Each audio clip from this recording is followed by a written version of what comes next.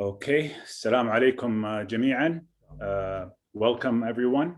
Welcome to PMI webinar series, where PMI KSA chapter brings in volunteers from the project management industry and shares knowledge in project management. Today we have an exciting subject and also an exciting presenter. Of course, before we start, I just wanted to request from all the attendees to put their questions through the question and answer buttons and the bottom of the page. And hopefully the presenter will be answering the questions as we go. Today's presentation will be conducted by Mr. Ammar Mango. Mr. Ammar is the founder of Case in Point and is a certified exponential organization consultant with over 30 years of experience consulting and coaching for companies worldwide, including Fortune 100 companies. He has been a speaker and lead panelist at various PMI events and symposiums around the world. And his webinar today will be how to use project management to support exponential organizational growth in 2021. So without further ado, Mr. Ammar, welcome to PMI KSA. And please, the mic is yours. Thank you so much, Nasser. Assalamu alaikum, everyone. Thank you so much for having me. I'm really excited to be here. And I respect and appreciate your time. And accordingly, I will do my best to give you something of value. And I promise not to waste your time. I hope you find it valuable, what we talk about today, because it is definitely very important. The subject today is how to use project management to support exponential organizational growth in 2021. This is very important because with where we need to go with our organizations, the speed at which we need to move, the agility at which we need to move cannot be done without proper project management. And without project management adapting to the new norm of where we are today and where we are heading.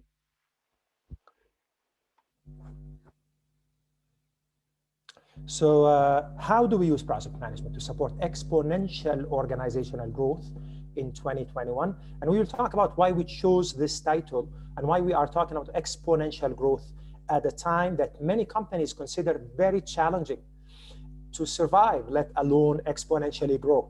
So it's important that we talk about that, definitely. Here is our agenda today. We'll talk about project management in the new normal. What will project management look like? How does it need to look like for us to succeed? This is very important. We need to talk about also project management needs in 2021 to support exponential growth, because this is where many organizations are heading. There is no time for complacency now. Many organizations feel that they need to excel. They need to move ahead. And they have the opportunity with the exponential growth attributes that exist today to do just that. And they might have a chance to do it ahead of everybody else in that industry. To address that, we will talk about the extreme agile chain methodology. Like everything we do at Case in Point, we never like to create anything from scratch. We build on what others have done before and have proven to work successfully on the ground. And we look at what others have done and bring it all together to our clients. And this is how we came up with the extreme agile chain methodology. And we will talk about how to apply it in 2021 to achieve exponential growth and to ensure 100% project success. It might sound far-fetched, but it is doable if we mitigate risk properly. I'm a certified exponential organization consultant. I have also been working with PMI as a volunteer since I was in Michigan. I studied actually at University of Michigan, Ann Arbor in 1988. And immediately upon my graduation, I worked in Michigan in the field of project management and organizational development as a consultant. Most of my work was for Ford Motor Company, Visteon Systems, and I've done also a good amount of work for nuclear facilities in specifically for Detroit Edison and also for Fermi 2 nuclear plant in Monroe, Michigan. Throughout my experience, then I came back to the region. Most of my work has been in Saudi, and I've done also work in the region in general. I've done a little bit of work in Europe, but not much, for some of the actually Ford UK. So that's a little bit about me. Let's see what we are dealing with here. This quote is from a McKinsey document. The next normal is going to be different. It will not mean going back to the conditions that prevailed in 2019. Generations to come will likely discuss the pre-COVID-19 and post-COVID-19 eras. So nothing will go back to normal. There will be a new normal, and everybody is feeling this and anticipating this now. At least the companies who want to ensure their resilience, their ability to actually even thrive in the future. This is from PMI, the Project Management Institute. The Project Management Institute, in one of their documents, they say the pandemic has accelerated the pace and scale of digitalization exponentially, with a big impact on talent and the need to upskill and reskill. This is very important. This is what we are doing by sitting together, collaborating, learning together about how we are going to do things different in the future. Let's talk about project management in the new normal. Now, the coronavirus impact definitely has tested organizations, their abilities to work with their operations, as well as their projects and programs, and we have all gone through this. Some projects and programs have adapted quickly. Others, unfortunately, have had challenges, substantial delays and cancellations, which is to be expected. But nonetheless, some have actually done really well during this period. And they have done quite a lot of learning where they actually achieved higher levels of performance during this period. So PMI says agile enterprises were able to adapt and actually have seen better project outcomes compared to 2019. And I'm seeing this also with clients. Before the COVID-19, we were already talking about transformation. We were already talking about exponential growth. And those who paid attention actually and have started working in their organizations to build the agility and the dynamic kind of setup and mentality have reaped the rewards. So the companies who have been going agile, paying attention to their agility, have actually increased their ability to meet their organizational goals. They have been able to meet budgets better, finish on time better than they did in 2019, which is amazing. We were involved in a few projects during this period, some projects that you would not think are doable in a period like this because of the lack of mobility. Some of the projects required international resources, required overtime work in times of curfew, in times of lockdowns. So definitely not an easy task, but definitely tested us and definitely showed us what level of agility we were able to achieve. They were able to reduce the amount of failed project financial losses. They have better control over scope creep, and they have less projects that are deemed failures. So there are good news. Among the sad news that we have had to endure during the last 2 years, there are good news. There is good news, and there are things that have improved, and we're going to see very rapid improvements in the coming 3 years, maximum 5, I think 3 years. And we will talk about some of these improvements, how they will happen. So needless to say, with all this growth that we need to achieve, the transformation that we need to do, the collaboration we need to do, the adaptation we need to do, all of that will be done through initiatives that have to be done through projects and programs. So project management must support exponential growth in 2021. It has to become agile. It has to become dynamic. It has to be able to adopt this mentality of exponential growth. Now, what does this require from us from a project management perspective? There is less and less room today for the theoretical. Theoretical is important, but once we hit the ground, we need to hit the ground running, and we need practical experience. What does that mean? We always wanted practical experience, but today practical experience means we need to experiment with what we believe will work and do cycles, rapid cycles of experimentation so we can improve quickly. We cannot today assume that what we use is sufficient and stick to it forever. And this is difficult because it requires us to change on a regular basis. So we have to go back and challenge everything that we are doing on projects, be ready to change and have the ability to change quickly. So we need practical experience, experimentation on the ground. We need fast response. We need agility. We need to be able to move fast. So it's easier said than done, but how can we do it? So I will discuss today things that will help you do it faster on the ground. We need to also focus on value. Value is what we are after, not rigid implementation of processes. And PMI, I believe, has done really a good job with the changes they have done in the past year to focus more on the value and on the intent of the process rather than focusing on the rigid application of a process, which is 100% correct. And as we said, we need to do agile implementation, which in a way sums this up, where we do shorter iterations and cycles of lessons learned that help us do better as we go, and in very short cycles. This is very important. So practical experience, fast response, focus on value, and agile implementation. If we're gonna stick to rigid implementation, verbatim implementation of every process in the PIM book, this cannot be achieved. So without paying attention to our priorities, what really matters, and making sure that value takes precedence over any process or any rigidity that we have, then we will be in trouble.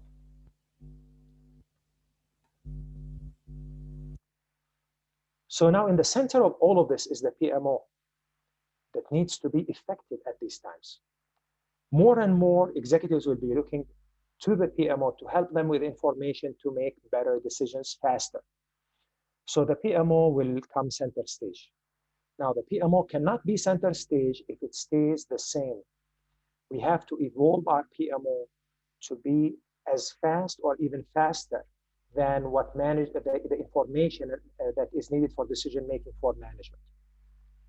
So we need to bring our PMO up to speed, see where we stand right now. What would bring it up to speed?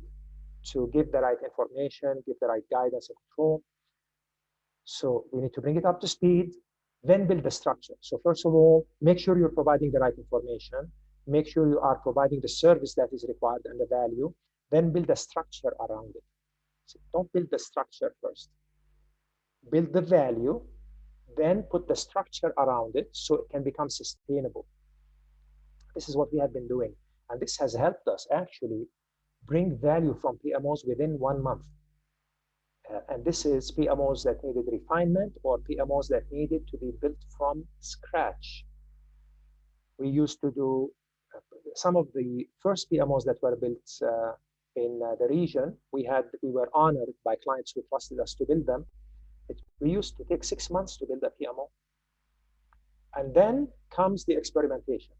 Now the experimentation and bringing the value comes in the first month.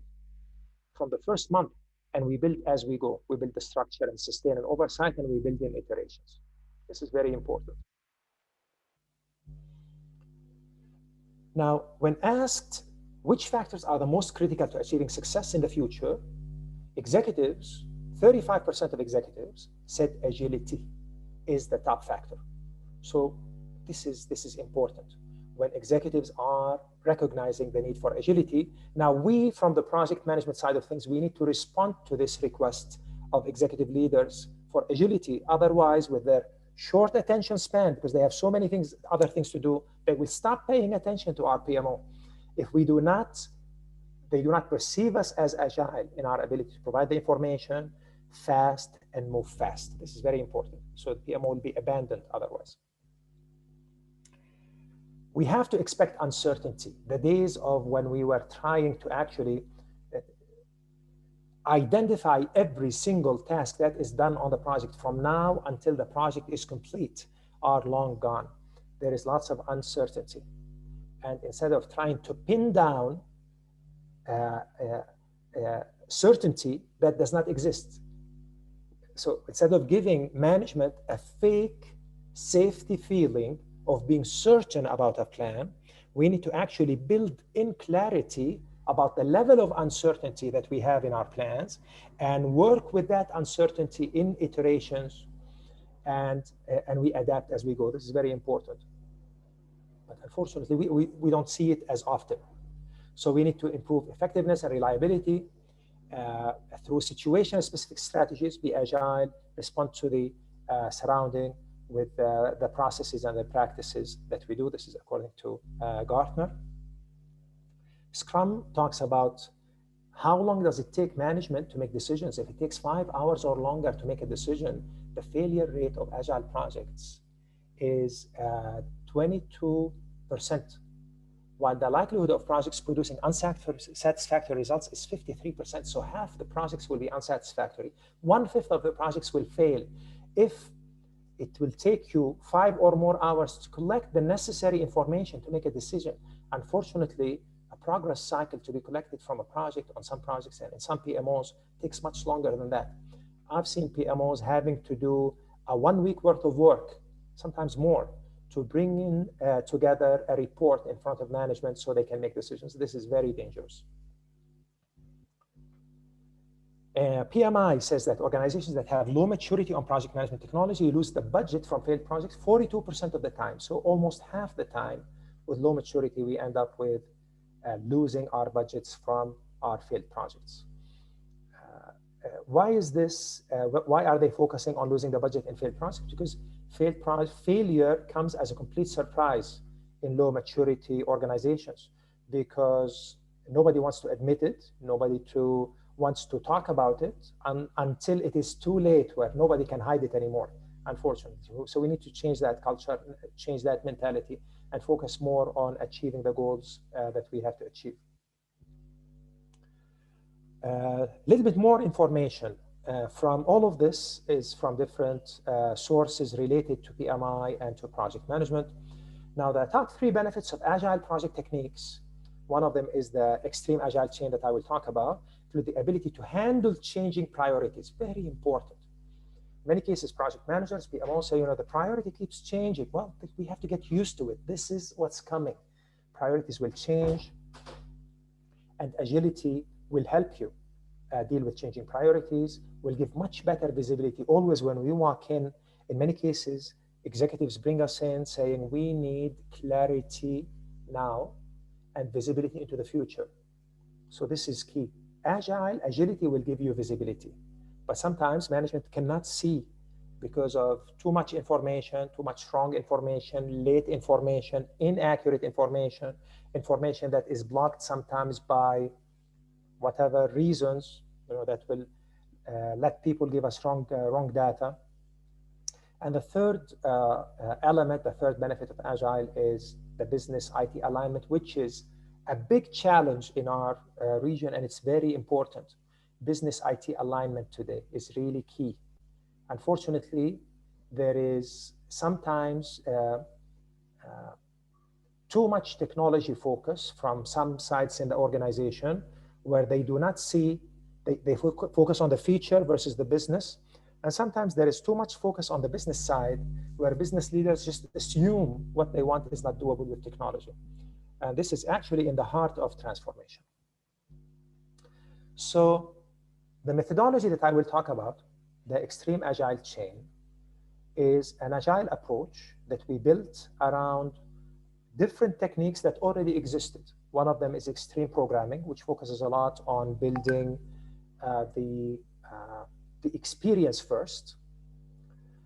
Agile, which focuses on doing quick iterations, getting lessons learned, instead of actually trying to pinpoint requirements from day one. and using critical chain, which is a technique that is used to bring projects fast, complete projects fast. Question on a very good question. Do PMOs help low maturity organizations to succeed in their projects? Absolutely. Just like you cannot expect an organization to succeed financially if there is no financial department, no accounting department. So how can we expect to succeed in project management without a project management department? So the PMO is a project management function that must exist in every organization, definitely. And this in itself will bring attention to the projects and to building maturity. PMOs will build maturity in organizations. The question is how fast? See, sooner or later, you will get to where you want to go. But how fast is really key today? Very good question. Thank you.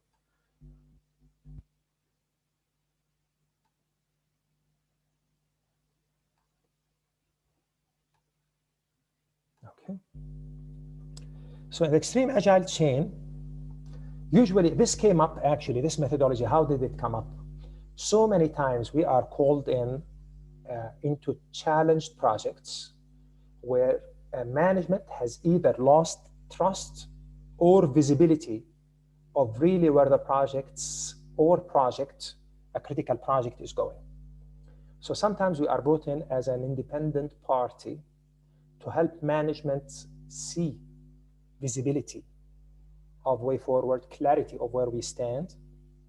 And usually after that, we are asked to build a structure around what we did so they can sustain this level of visibility and clarity after we leave. This is how this was built. And because we had to do this really fast, this is why we had to look everywhere to find ways to do things faster. Management, usually when we come in, they don't have time. They need the PMO in place in 1 month. They need the first report with accuracy in 1 month. So there is usually not much time. And this is from reality, we had to build this. So we're always focusing in extreme agile chain. We have to focus on the intent and value of the project instead of focusing on activities and focusing on the project management processes, because that is not our goal. Also, clarity in the scope of each iteration. We don't try to define the scope of the whole project. We try to identify the intent and value of the whole project. Definitely that has to be clear. But then we have to decide what risks we need to mitigate and work with in every iteration that we go through. And we do sprints of 4 to 11 weeks to work with these scopes of each one of these iterations.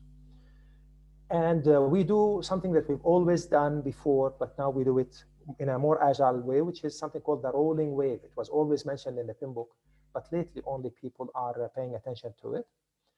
The rolling wave says that we need more detail in the early iterations. Later iterations can wait for more detail, and that is what we try to do. We do sprints of 4 to 11 weeks. 11 weeks to me is too long. We try to stick to 4-week iterations, sprints. Now, this is a little bit different than Scrum in the fact that for each sprint, we want value that the client can understand and appreciate. So we're not trying to bring a function to be built or completed in a sprint. We're trying to bring value to a client who will understand and appreciate the value that was created. This is very important. So you need to bring the value to a point where the client can see it, and from a business perspective.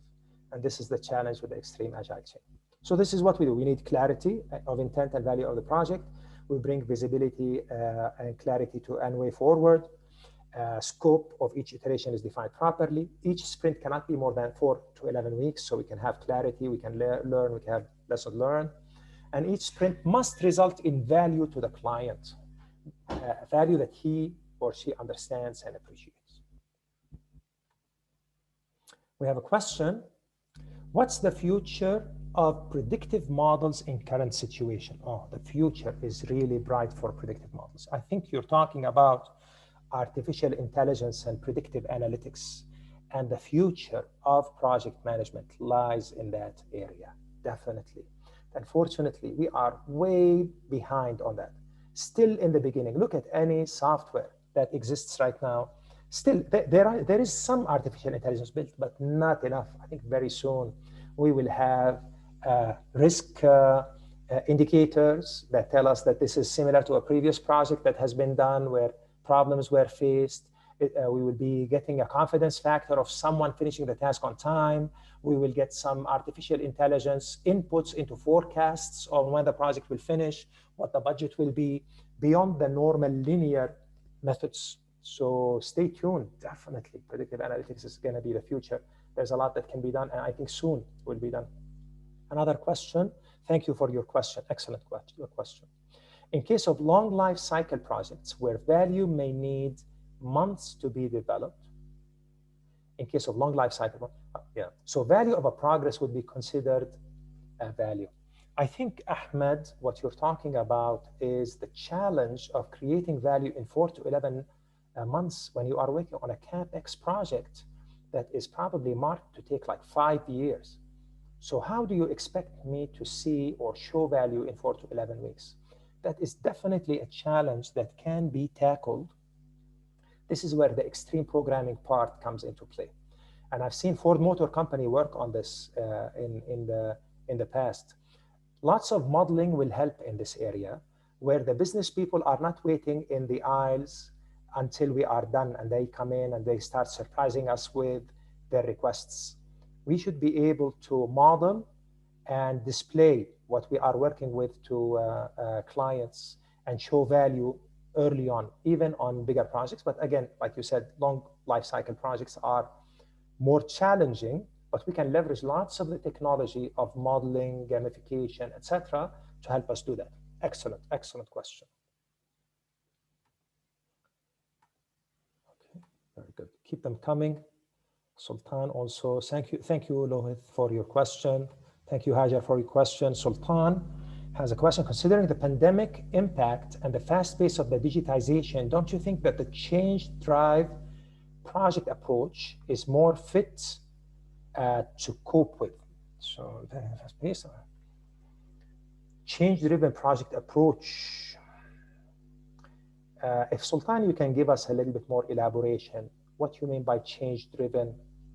You mean the Agile approach, or you mean change as far as change management, as far as culture? Please elaborate so I can answer this more accurately for you. Okay. Now, throughout the extreme Agile chain, we have to always be, one of the key things here is to use tools that are Google-like simplicity, Facebook-like engagement. This is very important. In the past, the project management tools that we've had to deal with were project management tools that were really hard to use, where we needed people to go to school to become like Primavera planners or specialized in the Microsoft PPM. Actually, more is less when it comes to project management tools. We need a tool that people are not afraid to go in and check. Look at most PMOs now. In most cases, and this is changing, but again, in most cases in the past, people don't check. The only people who check the PMO tool are the PMO themselves. This goes totally against the community and crowd mentality, where you have to have the whole ecosystem understanding the value of the PMO and working with you to actually improve what you have and make use of what you are bringing. So we'll talk more about that, but we need tools that are Google-like simplicity with Facebook-like engagement. There are some out there, but still they have a way to go. We created our own tool for this. And we created also like a thin layer on top of Microsoft EPM. We are tool agnostic. We will work with any tool that the client has, but we have our own tool. When it's needed, we can bring it in. And we also built a thin layer on top of the Microsoft PPM that will make it simpler to use and will make the dashboards much faster to provide information to the management without an independent person or a third party manipulating the data for management to find use from the data.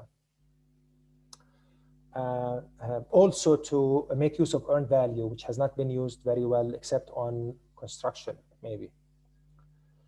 So the Extreme Agile Chain, what does it help you achieve? Extreme Agile Chain aligns with strategy. So it will help you achieve every objective, make every project successful because it mitigates risk and reduces surprises. If we're going to fail, we're going to fail fast. It's going to be iteration failure. It's not going to be the end of the world. And make every team member engaged. We have some more questions. Omar, how is it possible to have high project visibility clarity and there are many uncertainties in adopting Agile approach? Excellent point. The clarity and visibility are into the uncertainty. So instead of saying there is no risk, we are certain, we say we are uncertain in these areas. And this is the level of uncertainty that we have in these areas. And this is where we are sure. This is the level of confidence we have in these areas. So as you move through the project, you need to train your team and the management and set their expectations that uncertainty will go down as we go through the project. So in the beginning of the project, if things look so certain, something must be wrong because there is no certainty in the beginning. There's tons of risk, nothing is certain. So I think the best clarity you can bring is about the level of uncertainty that we are dealing with so we can mitigate it and we can deal with it. Okay, going back to Sultan. Sultan is saying, yes, he meant the Agile or change-driven approach. Absolutely, I'm with you, Sultan. We need to go to the Agile side.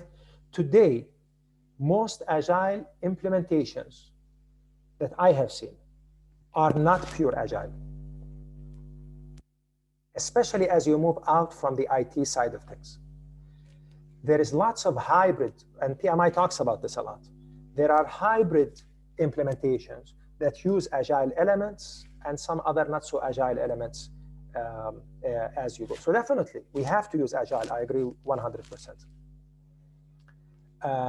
Hussein is asking, thank you, Sultan, for your question. Hussein is asking, what's the best time to establish a PMO in any organization? My answer, Hussein, is yesterday, because it's late. It's late. We are late in the game now if we don't have a PMO already in the organization. This is really dangerous. So there should be no delay. We should never say, yeah, but let's wait until we have our strategy. Let's wait until we have our funding. Let's wait. You can build an agile, nimble, lean PMO that gives you tons of value without having to have it like a heavy PMO on the ground. There are ways to do that. So thank you for your question, Hussein. Very good.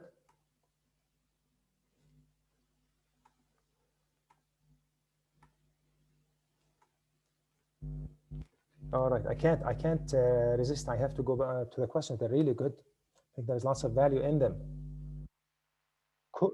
Jose is asking, hello, Ammar, please advise on how we can apply Agile in project recovery. It's very important. Correlate with Agile approach, conflict management definition, skills and examples. This is very important.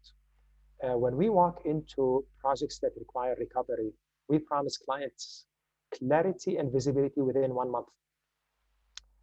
So clarity and visibility within 1 month means we have a plan for recovery that is clear. So that's what you need to start with. In recovery, in Agile, one thing we do, for example, when we walk into a project, we try to understand where we currently stand. I will talk about this a little bit later. So the work breakdown structure becomes important. The charter becomes important. We need to go back and ensure that the phases we said are complete are actually complete. Unfortunately, in 70 to 80% in the cases, we find out that they were not complete. Because somebody said they were complete, but they were not. Because there's a deliverable, value-adding deliverable that need to be delivered for us to say that the phase is complete. So we ensure that we're not stuck in the middle working on things when the prerequisites have not been done.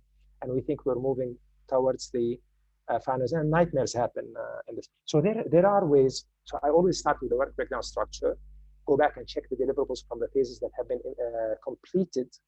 And you have to use the show me, like Missouri State. The show me, you have to say show me when people say this is complete.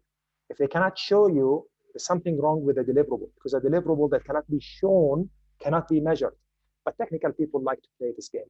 They say, I cannot show you because you will not understand it. Well, in that case, something is wrong.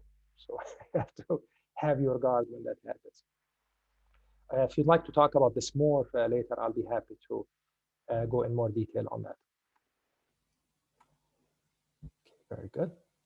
One of the things in the recovering projects, it has to be clear that the PMO is not coming as a judge or a jury. The PMO is coming to actually get a team to huddle around the project to bring it back to success without pointing fingers. This is really key. And then you will get people more at ease to work with you. So the extreme agile chain, who is this for? We need for organizations who need a clear vision and goal, real value for the project management office beyond just having a project management office, to implement agile project management office in a seamless fashion. We don't want a project management office that looks like a hurdle or a burden on the organization. If it's a burden, something's wrong. It has to be a value that everybody can see, given that there is change resistance and all that. For companies who are looking to improve teamwork and achieve accountability across all departments, which is easier said than done. But if the extreme agile chain is used properly, there is no two ways around accountability. It's built in, it has to happen at the task level, at the work package level, at the deliverable level, and at the management level. So how do we do this? We do this in three steps. We set up and operate the PMO. Now, this setup and operation, when we say full PMO, it's not going to happen all of a sudden. So we start with a PMO that can give us clarity and visibility into where we stand into our projects, especially the critical ones. So you need to, as soon as possible, you cannot have more than 1 month before you report to management on data that they need. So this is what we try to do. We build into projects the unique agile iterative approach so that we do not end up with big black boxes. And we give project visibility through software with Google-like simplicity and Facebook-like engagement. And we ensure people are finding value in using the software, not considering it a burden to them to use that software. How do we apply the extreme agile chain for projects in 2021? I think I talked about the source of the extreme agile chain. Extreme is extreme programming. Agile is agile agility, agile project management. And the C is the critical chain, which is a technique used by many organizations actually worldwide. I think we'll talk about that in a couple of slides. So extreme agile chain, why should I apply it? If you want a fast setup of a PMO that gives value quickly on the ground, you can use the extreme agile chain. If you need fast recovery of challenged projects, extreme agile chain is perfect for that. If you already have a PMO and you would like to see fast improvements, not huge incremental improvements, but clearly bring value into the PMO, and you want to see the stakeholders around the PMO say, yes, we are seeing more and more value, and they support and nurture the PMO more. All of this, the extreme agile chain will help with. And the nice thing about it is that none of this requires more than 1 single month to show value. I think that's the most important thing. And then you show value month in, month out, throughout the PMO life. So let's talk about fast setup of the PMO. How do you do fast setup? We have to know what are the main elements of a PMO. A PMO needs a process as simple as possible. It needs people. So it might be one person, or it might be an outsourced PMO. And it needs a tool. Now, within the tool, we talk about data, because the tool will help you actually manipulate the data. So the data that comes out, unfortunately, has been ignored for so long. So you need a software, and you need also data. And hopefully the software will be smart enough to give you some insights, and predictive even insights, using the data. Another thing that we need in setting up the PMO, we need to have clear communication vertically and horizontally. We need an understanding. Today, the projects are seldom within one organization. If projects, major projects are done internally, something is wrong. Always you need other organizations. Either they are affected or they can provide value. So we need to provide communication horizontally, not only across departments, but also across organizations. You cannot treat the supplier organization as a separate entity from your organization when you're working in projects in the extreme agile chain. And we also look at the executive, the middle management, and the team. Ensure that communication flows also vertically. We have the middle management part in yellow because usually that's where things fall apart, in the middle area. Not because the middle area is bad, but because lots of things can go wrong in the middle area. So we pay lots of attention to that, ensure we have lots of collaboration in this middle tier and lots of accountability. How do we achieve that? With communication management, with governance, clear governance, very important, and stakeholder engagement. We want stakeholders to be engaged. We check on them on a regular basis that they're getting value. And of course, we use organizational change management. This is really important in a situation like this. We need also processes. Our processes can become a big spaghetti ball if we're not paying attention to what type of process we are working in, especially on complex projects. Unfortunately, in many cases, we see a mix-up between facilitating processes and core processes. What is needed to build the core of the product and what is needed to ensure that the building takes place. Like project management is not a core process, it's actually a facilitating process. So we need to separate between these, but at the same time, we need to be clear on the interfaces between them. And what are the requirements from each and who needs what information from each. So the project management methodology still requires a baseline, but the baseline we have more flexibility in it as we work in agile ways. The risk register becomes very important, the issues log becomes very important, and how we govern the communication, the HR, the stakeholder management, etc. becomes important. The Pmo governance is key. No Pmo will succeed without clear governance. The Pmo charter, the Pmo roadmap, if it does not exist, there will be too much high expectations of the Pmo too fast, and the Pmo will fail. Because remember, the Pmo probably is the youngest function in an organization, because a finance department or an IT department have existed before the Pmo, and probably they have more maturity, and the Pmo will have the shorter end of the stick unless it is nurtured and supported by these departments. On the tools and data, your tool should be able to schedule, but we don't have to go into really fancy scheduling, like the really complex scheduling methodologies. That's not what is needed. We need clarity in scheduling. We need to have clarity in tracking and reporting and documentation, in analyzing the data. We need clarity and simplicity. Don't make things complicated. People need to understand the schedule and the plan. So again, we go back to how we deliver using this extreme agile chain methodology. We bring up to speed. Sometimes there is something urgent that is needed, so we focus on that, because if you do a quick win, people will pay attention. Then you build a structure around that quick win, then you sustain it, and then you provide oversight. So if you wanted to set this up, it's extremely important to bring someone who has done it before. Usually the expertise of building a Pmo is not something that you need in an organization. Probably you need expertise of running a Pmo, but usually setting up fast a Pmo is something that you don't need on an everyday basis. So get the expertise, get the help that you need from consultants. Make sure you staff the Pmo, keep it lean and simple in the beginning. Don't make it too big. We need clear communication. Unfortunately, in lots of PMOs, I ask about the charter, the governance, the roadmap. They say, yeah, we have it, but it's actually, and then I ask, who has seen it?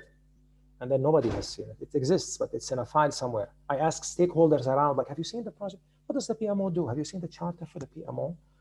How do we govern in the PMO? Have you seen meetings? How often the meetings happen? There's not much answers or different answers. What's the roadmap? What should the PMO focus on now? Outside the PMO, you don't find an answer, unfortunately. This is a big problem. So lots of discussions happen here, mutual agreements, and always the focus should be not on the document, but the value that the document brings. As we said, we look into urgent actions in areas, action areas required. If there are existing project plans, we don't have to start from scratch. We review these. We review the progress to date, make sure we know where it is. We assess the current status. And then we build an action plan to cover the gaps in the plan, in the progress reporting, and the stakeholder engagement. And we also build the reports needed on bringing up to speed. Excuse me, let's go back to questions. Okay, Anonymous, thank you. You are most welcome. Thank you for attending. Sultan has a question. Agile project approach is great, but I think the downside of it is the compromised quality. Do you think that quality will be impacted if the project is fast? Extreme Agile is even faster. Actually, we have to determine what quality means for us. And once that is defined, I bet you that in every iteration, the first thing that the stakeholders are looking at is the quality. I believe that the faster movement and the extreme agile chain makes everybody more focused on the quality because they don't have time to focus on anything else. So they have to focus on the quality. So quality is key. We cannot ignore that. We need to be clear on the definition of quality and what really matters for the organization and for the stakeholders. Thank you, Sultan. Excellent question. Hajar has another question. Is it true that predictive lifecycle is easily used, but in adaptive lifecycle project man should make a good mixture from the best features of different agile methodologies? Yes, I agree. Like Scrum, Extreme, Lean, Kanban. Yes. So how do we optimize efforts in adaptive lifecycle? Yeah, you have to decide what you will use for what. This is kind of what we did with the extreme agile chain. We decided what we will use from what, and we put that into action. We kept it simple, so you can build on it as needed. Make sure you start with a simple framework, and then add to it as needed with the focus on the value more than the labeling of what is the technique that you are using. So even if you build from different methodologies, as long as you have one framework you're working with, you should be okay. Should not be a problem. Very good question. Quality is a constraint. It can be dependent on Sigma rate the organization wants to achieve or invest in, like 3 Sigma or 6 Sigma, etc. There is a discussion about quality that needs to take place at the organizational level and at the project level. And unfortunately, that does not take place. Usually, it is reduced to a document or a statement in the proposal, which does not work. Many people try to shy away from the discussion around quality because it is too vague for them. It is up to the PMO to actually bring this difficult discussion in so we can be all clear about quality without using vague terms like, we have poor quality, quality is not working, without really a good definition of what quality is. So yeah, I agree with you, but the discussion has to take place. Very good questions. Thank you so much for the question. Now, so we talked about the bring up to speed, the bring up to speed. Now we talk about the structure. So the first step, we talked about bring up to speed. Now we talk about structure. We built up to speed. People have seen results. Now look at what you have done as you bring up to speed. Put a process around it. Give clear rules. Use the reporting tools, and have a data structure for the PMO and the project management. Now, whatever you have done and succeeded, you have a structure around it. So now when you bring the structure to the organization, you start saying, okay, you see the success we achieved and the data, the information, and the value you got came from this structure. How about we use it and we sustain it? And I bet you will get much more support that way than coming with a structure first, promising that the structure will give value. So you see how we flip that a little bit. So once you have the structure, then you have to sustain. You have to sustain means that the structure gets implemented on the ground. So you have to have the right governance, you have to have the right tools, the right people to get this done.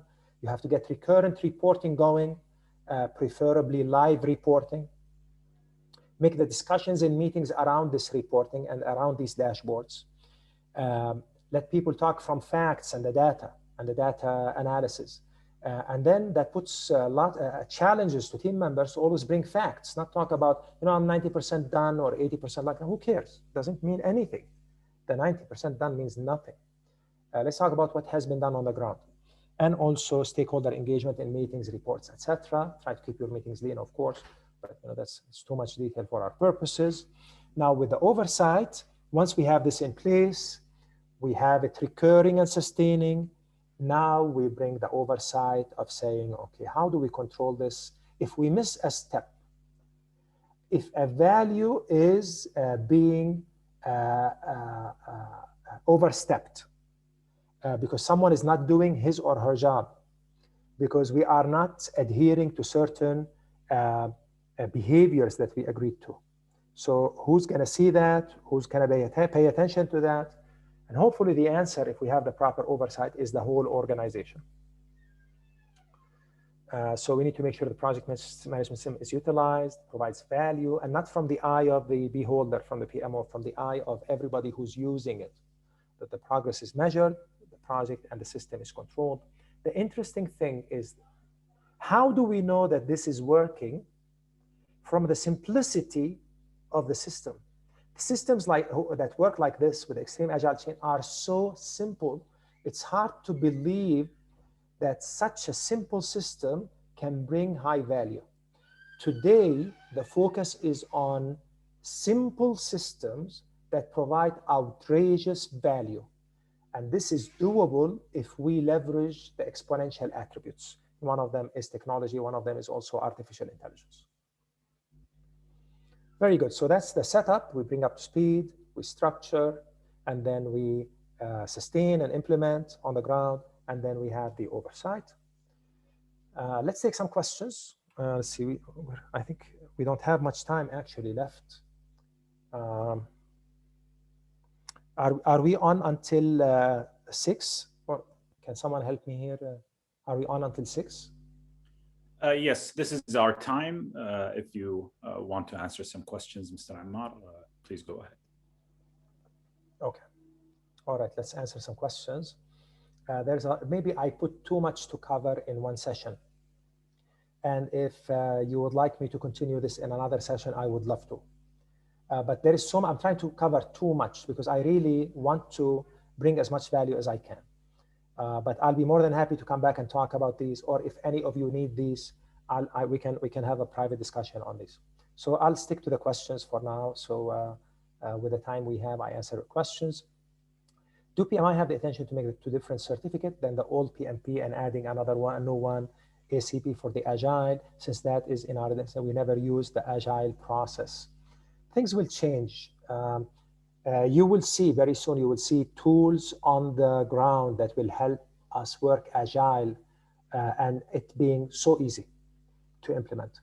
PMI is doing lots of changes actually to bring agility.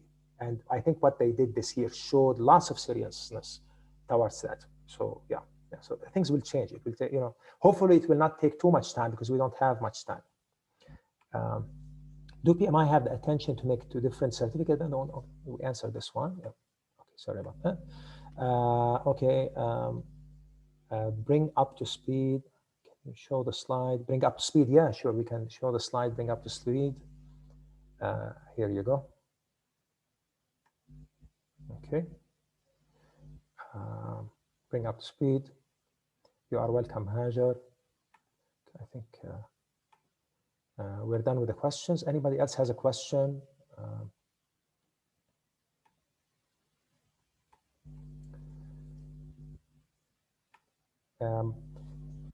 Today, one last thing I wanted to mention. This is very important. Today, we're not building PMOs anymore in the old terms of PMO. We're building something called the exponential growth units. The exponential growth units consist of the old PMO plus the OKR elements of strategy execution. Because now we're focusing on executing strategy, which includes our initiatives and the objectives for the operation.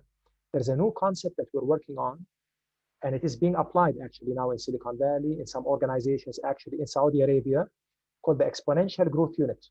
Exponential Growth Unit is tasked with ensuring that we meet our strategy, we execute our strategy.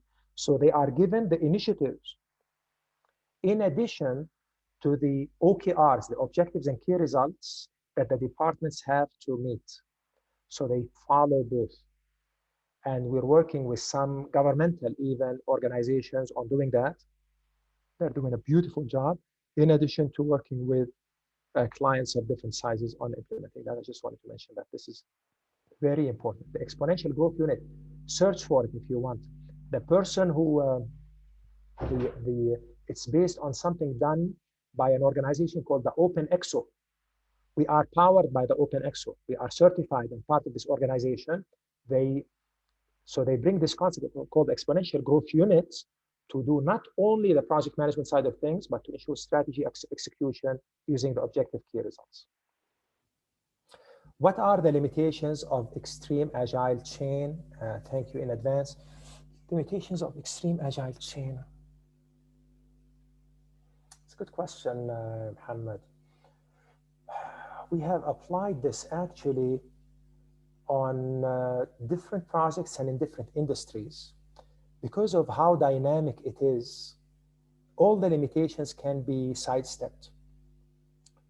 The most important thing is you stick to the rules of agile iterations, setting clear expectations with stakeholders, focusing on value. Nothing can go wrong. Nothing comes to mind right now, actually, Muhammad, on the limitations. We need to build awareness, lots of awareness in the project management industry around it. Maybe that is a limitation. We need to bring attention in the project management industry about what exists today as far as getting, doing exponential growth in organizations, because again, this is also not widespread yet. Thank you for your question. Okay, Muhammad also asked, I am in the process to be P3O certified. Congratulations, good for you. Should I reconsider to Exponential Group Unit certification if existed?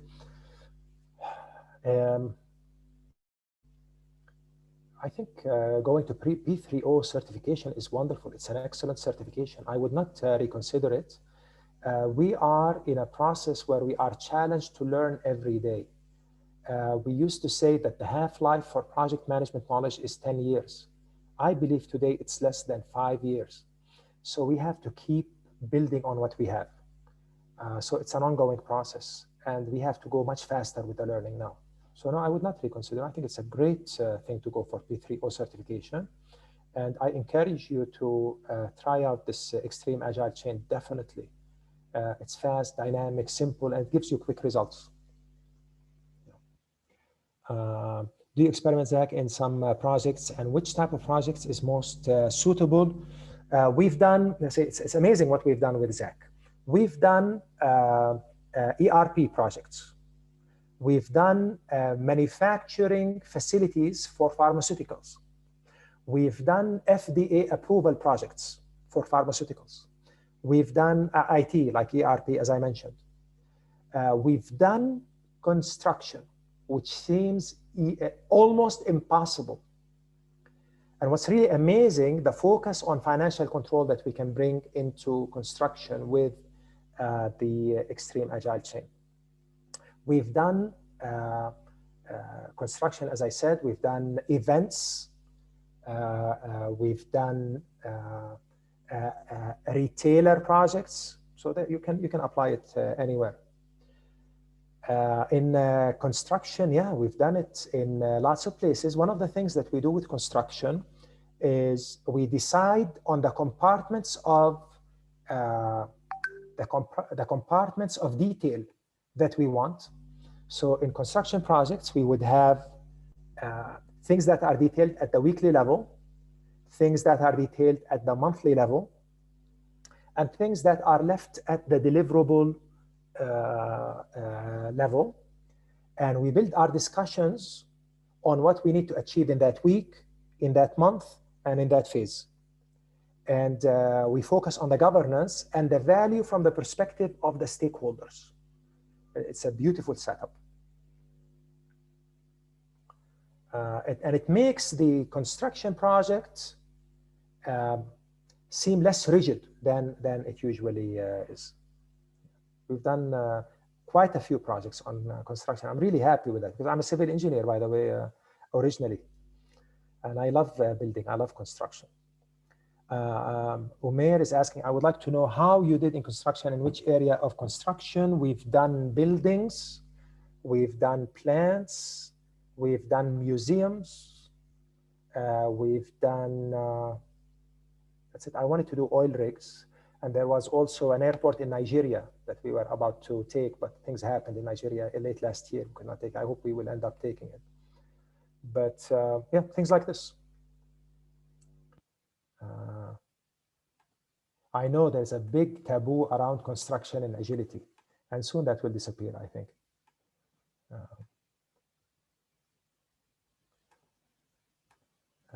Right, other questions, if anybody has any other questions. I really appreciate that all of you stuck around and listened to me, and I'm really grateful for that. I just really, really hope that I was able to provide value, and you found something of value in this 1 hour. If you need anything from me, I am reachable. Here is my contact info. It's okay to show my contact information if people want to contact me. Is that fine? Yeah, that's fine with us. I think the time is almost up, and we really appreciate this journey that you took us through, Ammar, from the PMO and the phases. I can see a guide and actually establishing a PMO and all the agility in it. And the subject is really up to date. I've been actually talking with many agencies here in Saudi Arabia, where they're requesting PMO establishments, as you described it, along the initiatives and strategy, where they have like a number of initiatives, like 50, and they wanted to establish a PMO that handles that. So the subject is really up to date. And I would like to thank everyone who attended, really, and thank you for your time. Maybe just final notes. You can find our PMI series schedule at our website, which is www.pmiksa.sa, where hopefully you can see our upcoming webinars. And of course, part of this schedule, Mr. Ammar, you need to promise us to come again to also, continue this very interesting subject and matter. As you can see, the questions did not stop, even after exceeding the time. So we really appreciate your time as well. And I thank everyone here. And hopefully this session also will give all the attendees one PDU that will be sent directly to your email that you registered. Can we increase that, Nasser? Can we make it 3, like a bonus? Well, we'll see. We'll try our best. Okay. I think it's stuck with the time that we usually give, but hopefully we'll make it more with your second and continuing the same subject, inshallah. Would love to, Nasser. And I just put in the chat, if you allow me, I put in my email. I'll take any of your questions. I obviously missed some of the questions. I'm sorry. I would be happy to answer your questions if you send me an email. I will respond, I promise, inshallah. Excellent. Thank you very much, and have a good day. God bless. Thank you so much. Have a great evening. Take care.